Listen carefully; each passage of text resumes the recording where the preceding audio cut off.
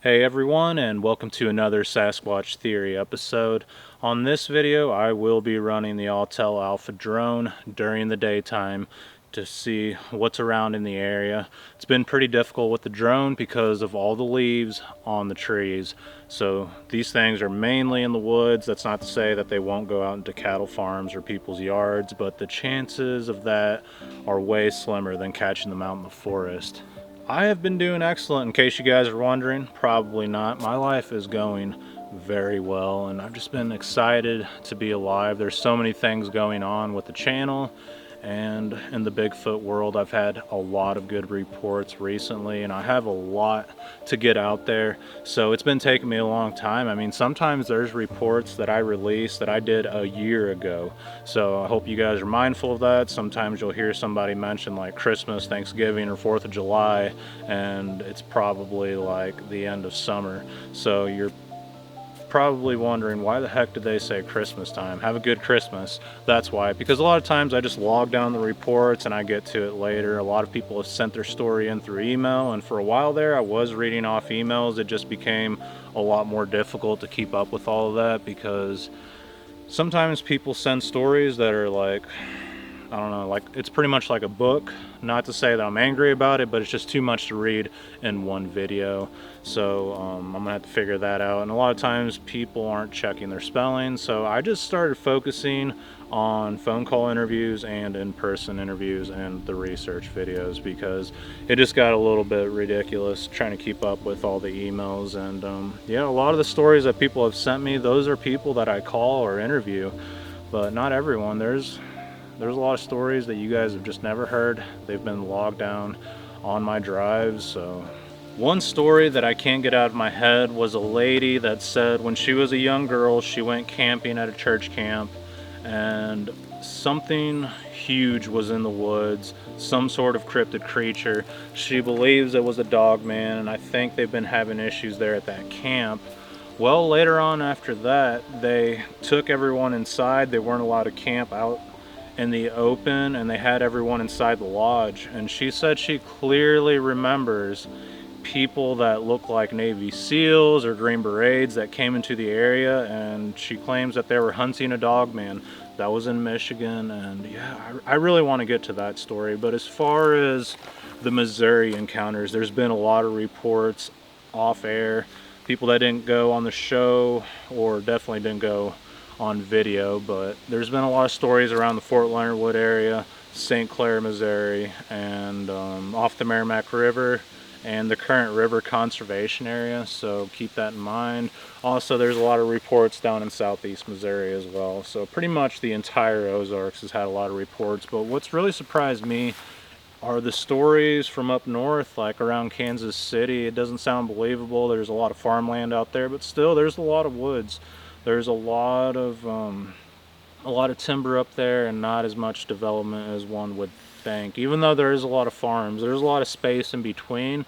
And yeah, it's the same with the black cat reports or mountain lions. I get a lot of reports. I mean, they're mainly in like farmland areas, so it makes sense. A predator is going to roam through an area that has a food supply. And a lot of times farms are built around springs, creeks, and they got a lot of livestock, a lot of cattle, goats, pigs, chickens, whatever it may be.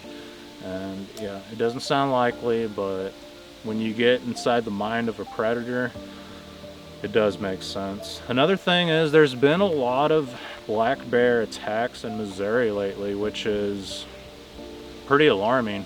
I never really think about it when I'm out there in the woods. I mean, later on I reflect back on the trip and wonder, was I possibly stalked by a cryptid creature, a mountain lion, or a black bear? Who knows? I wouldn't have any idea until I got attacked, right? And that's what makes a predator so good, and that's why they're called predators, because you wouldn't know they were there until they attack you. A lot of people feel like, well, I was out there, I should have seen something. No, that's not how that works. I mean, if you caught one out in the open, sure, but to go out into a forested area and say, I didn't see anything, so it must not exist. No, that's not how wildlife works, and that's why they're elusive, that's why they're alive. And yeah, one major thing that I've noticed is the Bigfoot reports are always around caves. That's not to say that you'll find them in a cave or they'll be around that specific area. No, the vast territory that goes for many, many miles, there's caves there. So I wonder if there's a spiritual or supernatural connection to that.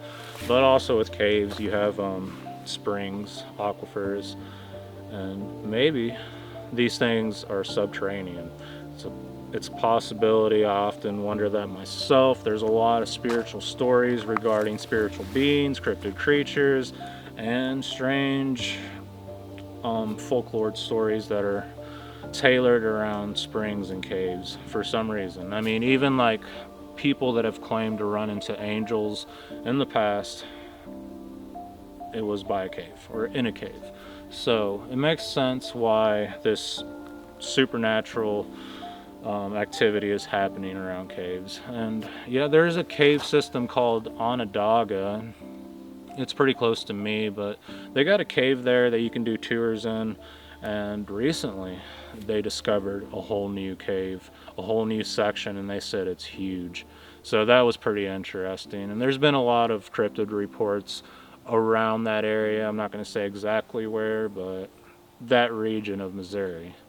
So yeah, my goal today is to throw up this drone and see what we can find. I mean, thermal is cool. It's awesome going out at nighttime, but yeah, even if you get clear thermal footage, it still looks like a blob. It doesn't compare to actual daytime footage, and that's what I'm after. I'm after something like the Patty film, just any daytime Bigfoot footage that you guys have seen online. Something like that, because yeah, thermal, I don't feel like it's going to prove too much. It'll definitely help out with the research.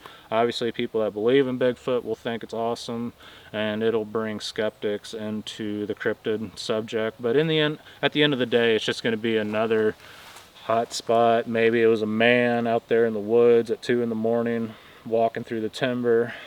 But yeah, I've been doing a lot of drone videos, and it's mainly at nighttime with the thermal. So I want to start using the super zoom camera on the drone to see what's out there. And again, I feel like these things would be out in the woods, so I'm waiting for all the leaves to fall off the trees so we can start doing some actual research in the forest. I mean, it's cool flying that drone and looking through fields, but it gets boring after a while. And I haven't flown the drone as much because I've been having issues with it. For some reason, like I push forward on the stick and it just drifts off like this. Adam has an Autel drone as well. He said he's been having the same issue. He actually sent his drone back to Autel. They're supposed to send him a new one. They haven't done that yet, but it seems like I'm having the same issues as him, and I haven't had the drone nearly as long. It's pretty new. And yeah, I think it's more of a software issue because I've done a full inspection on it and have done anything I could to prevent like any mechanical failure on the aircraft. So I'm not really sure what's going on, but it has prevented me from creating videos with it because I just don't feel like it's safe. I mean, when you push the stick to go forward and it's drifting off like this, that's just not right. And I had to make sure that it wasn't me, so I did a software update. I made sure everything was calibrated, and yeah, that's why we're out here today. We're going to see if this thing works. I'm going to Minnesota tomorrow, up north towards the Canadian border, so I want to make sure this thing's working before I get all the way up there, okay? So yeah, let's get into it.